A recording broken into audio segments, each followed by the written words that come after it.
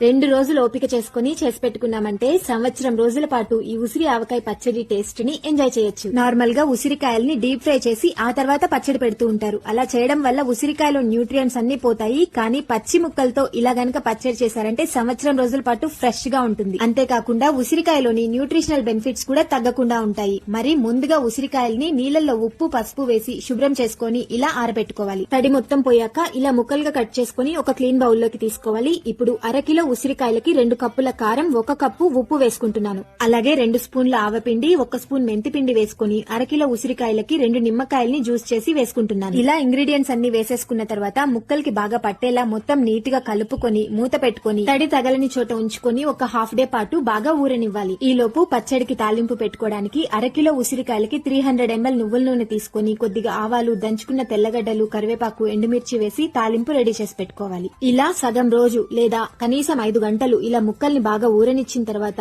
తాలింపు బాగా చల్లగా అయిపోయిన తర్వాత వేసుకుని మొత్తం బాగా కలిసేలా మిక్స్ చేసుకుని ఇలా అదుముకొని ఇప్పుడు మళ్లీ మూత పెట్టుకుని తడి తగలని చోట ఉంచుకొని పూర్తిగా 1 రోజు పాటు ఊరనివ్వాలి. 1 రోజు తర్వాత ఇలా మూత తీసి చూసామంటే ఆయిల్ మొత్తం బాగా పైకి తేలి పచ్చడి బాగా ఊరిపోతుంది. సో ఉసిరికాయల్ని డీప్ ఫ్రై చేయాల్సిన అవసరం లేకుండా ఇలా పచ్చి ముక్కల పచ్చడి మీరు కూడా ట్రై చేసి చూడండి. ఇలా క్లీన్ గా ఉన్న గ్లాస్ జార్ లో గనక స్టోర్ చేసుకున్నామంటే సంవత్సరం రోజుల పాటు ఫ్రెష్ గా ఉంటుంది. మళ్లీ మరొక మంచి రెసిపీతో మిమ్మల్ని కలుస్తాను. Thank you.